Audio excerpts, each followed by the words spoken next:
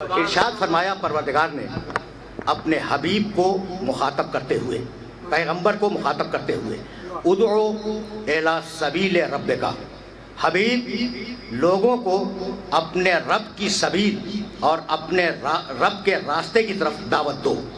ادعو الی سبیل ربک، کیسے دعوت دو؟ بالحکمت، بات کو سمجھا کر دعوت دو، والموعظۃ الحسنۃ، نفع اور نقصان بتا کر دعوت دو۔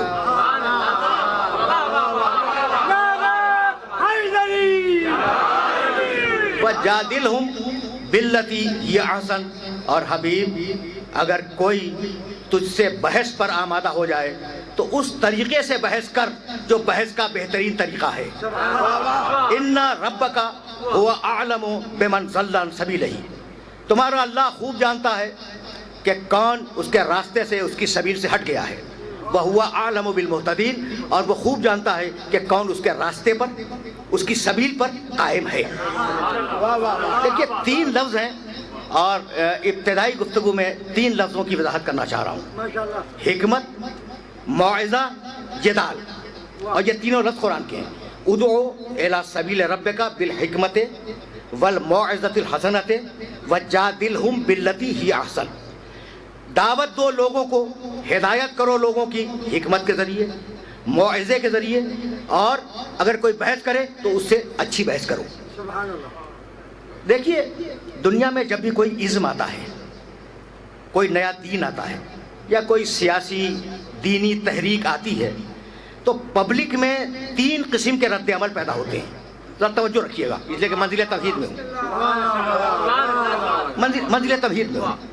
جب بھی کوئی دین آیا، جب بھی کوئی سیاسی تحریک، دین کو چھوڑو، سیاسی تحریک آئی تو تین قسم کے لوگ پیدا ہو جاتے ہیں۔ پہلے وہ جو بات کو سمجھنا چاہتے ہیں کہ بھئی اس تحریک میں ہے کیا۔ دوسرے وہ جو یہ کہتے ہیں کہ اس تحریک کو اگر جوائن کیا تو فائدہ کیا ہے، اور اگر چھوڑا تو نقصان کیا ہے۔ تیسرے دانشور، پڑھے لکھے لوگ جو اپنی جھوٹی انا کی تسکین کے لیے بحث پر آمادہ ہو جاتے ہیں۔ تو تین ہی قسمیں ہیں انسانوں کی کسی بھی تحریک کے مقابلے پر، یا سمجھنا چاہے گا، یا نفع نقصان معلوم کرنا چاہے گا، یا بحث کرنا چاہے گا اپنی جھوٹی انا کی تسکین کے لیے۔ حبیب اگر سمجھنے والا آ جائے تو حکمت سے سمجھا دے،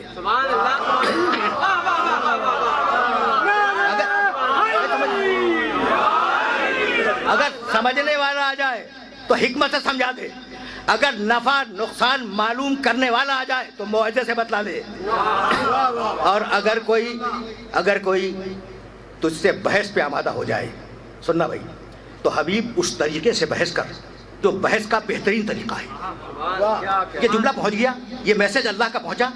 پیغمبر کو اللہ نے ضابطہ اخلاق دیا ہے کہ اس طریقے سے بحث کرو، اس طریقے سے بحث کرو جو بحث کا بہترین طریقہ ہے، یعنی لہجہ نرم رہے، آواز دھیمی رہے، لوگوں سے سختی سے بات نہ کرنا، دل نشین انداز میں بحث کرنا۔ تو وہ اسلام جو تبلیغ میں بحث کو بھی پسند نہ کرے، وہ کوڑے مار مار کے تبلیغ کرنے کو کیسے پسند کر لے گا؟ تو اسلام کی دعوت کے، اسلام کی طرف بلانے کے کل تین طریقے ہیں۔ بھائی یہ تینوں طریقے ذہن میں نشین ہو جائیں، پھر یہ تمہید اس مقام پر اختتام پذیر ہو جائے گی۔ اسلام کی طرف بلانے کے کل تین طریقے، یا حکمت سے بلاؤ، یا موعظے سے بلاؤ، یا جدال احسن سے بلاؤ، اچھی بات سے بلاؤ، چوتھا کوئی طریقہ نہیں ہے۔ تو جس اسلام میں طریقے ہی تین ہوں، اس اسلام میں اسلحے کی گنجائش نہیں ہے۔ تو اب یہی تو سمجھ میں آتا ہے۔ بیمار آل محمد بھی ہوئے تھے، نہیں بیمار میرا رسول بھی ہوا تھا۔ اگر بیمار نہ ہوتا تو یہ نہ کہتا اپنی بیٹی سے کہ میں اپنے بدن میں ذوف محسوس کر رہا ہوں۔ بھائی بہت توجہ رکھنا، میں دوائیں کھا رہا ہوں، بھائی بہت توجہ رہے، اس لیے ایک جملہ کہہ کے پھر آگے بڑھوں گا۔ تو پیغمبر بیمار ہوئے، یہ بھی تو چادر میں گئے تھے، ٹھیک ہے نا۔ علی خیبر کے دن ان کی آنکھیں رمد آلود تھیں، آشوب چشم تھے، بیمار تھے یا نہیں تھے؟ بھائی ہے نا۔ اچھا حسنین بیمار ہوئے تھے جب سورہ حلقہ نازل ہوا تھا، منت مانی تھی نا۔ بھائی بہت توجہ رکھنا، اس لیے کہ بڑے نازک مرحلے پہ لے آیا ہوں، اور یہ بیچ میں ایک جملہ آ گیا ہے۔ اور اس جملے کو بیان کر کے پھر میں آگے بڑھ جاؤں گا. تو پیغمبر بیمار ہوئے, توجہ, علی بیمار ہوئے, حسنین بیمار ہوئے, ٹھیک ہے نا, لیکن انہوں نے دوائیں نہیں کھائیں. پیغمبر کا مرض دور ہوا سیدہ کی چادر سے. پیغمبر کا مرض دور ہوا سیدہ کی چادر سے. علی کا آشوب چشم دور ہوا لعاب دہن رسول سے. اور حسنین کی بیماری دور ہوئی منت سے. تو کبھی ان کو اپنے جیسا نہ سمجھنا اور اپنے کو ان جیسا نہ سمجھنا. تو تبلیغ کے اسلام کی طرف دعوت دینے کے کل 3 طریقے ہیں, ٹھیک ہے نا. اس میں جنگ کی گنجائش نہیں ہے, جدال کی گنجائش نہیں ہے, اسلحے کی گنجائش نہیں ہے, جبکہ پوری توجہ رکھنا, پوری متمدن دنیا کا اعتراض ہے, یورپ کا, امریکہ کا, کہ پیغمبر اسلام نے اسلام پھیلایا تلوار کے زور سے. سمجھ رہے ہو نا بات کو؟ یہ اعتراض کیا جاتا ہے کہ مسلمانوں کے نبی نے اسلام پھیلایا تلوار کے زور سے. اب میں اپنے محترم سننے والوں سے پوچھنا چاہ رہا ہوں کہ پہلی جنگ میرے نبی کی کون سی ہے جس میں تلوار اٹھی؟ پہلی جنگ نبی کی جس میں تلوار اٹھی وہ تھی جنگ بدر. اور یہ پہلی جنگ ہے, اس سے پہلے تلوار نہیں اٹھی. اور اس میں کتنے سپاہی گئے ہیں رسول کے ساتھ؟ 313.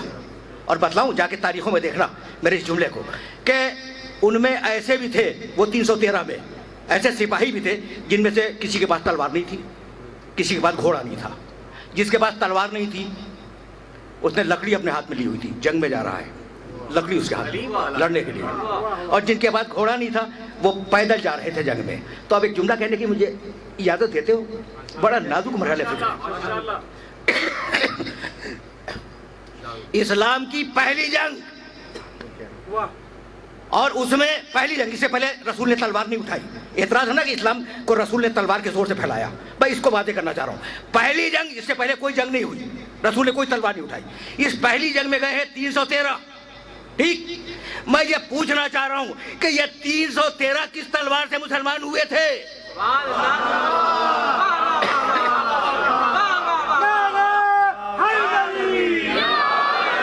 یہ 313 کس تلوار سے مسلمان ہوئے تھے؟ تو یہ لوہے کی تلوار نہیں تھی, میرے نبی کے کردار کی تلوار تھی. اسی لیے تو کہا جاتا ہے کہ اپنی زبانوں کو ذکر آل محمد سے تر رکھو, تاکہ زبانیں استعمال ہوتی رہیں. اچھا, تو اب اسلام میں دین کو پھیلانے کے لیے تلوار کی گنجائش نہیں ہے. اور اتنا محترم ہے انسان, سننا بھائی سننا, کہ اسلحہ امن کی آخری نوبت پر, کہ اگر امن نہ ہو رہا ہو بغیر اسلحے کے تو اسلحہ استعمال کیا جائے, اس کے علاوہ اسلحہ استعمال نہیں ہوگا. قرآن نے کہا, سننا, من قتل نفسا بغیر نفس او فساد فی الارض فکأنما قتل الناس جميعا ومن احیاها فکأنما احیا الناس جميعا. جو شخص ناحق کسی انسان کو قتل کر دے اس نے پوری انسانیت کو قتل کر دیا. یہ آیتیں پہنچ رہی ہیں, جو کسی انسان کو ناحق قتل کر دے اس نے گویا پورے انسانوں کو قتل کر دیا.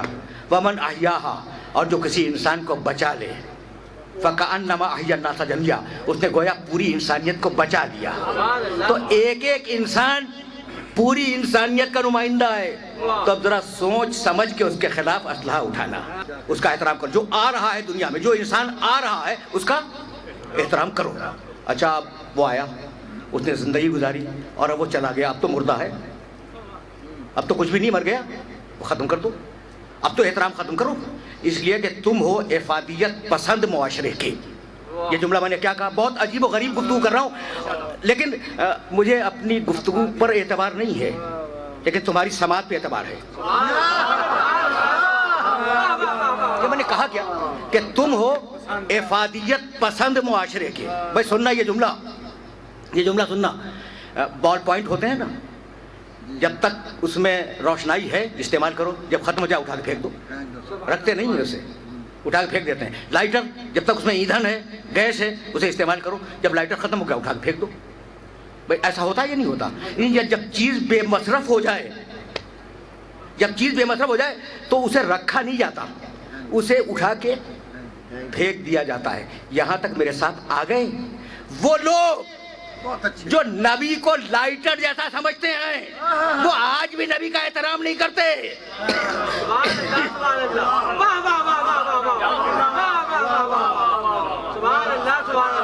سمجھ رہے ہو نا بات کو؟ اچھا تو اب وہ انسان آیا, اس نے دنیا میں کام کیا, تمہیں فائدے پہنچائے, انسانیت کو فائدے پہنچائے, وہ چلا گیا.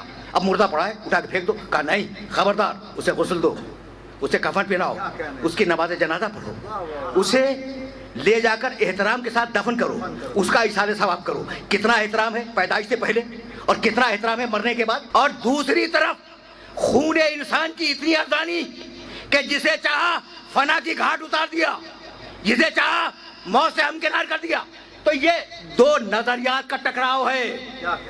بھئی یہی لگنا تھا, تمہید اس جملے پہ ختم ہو رہی ہے. یہ نظریات کا ٹکراؤ ہے.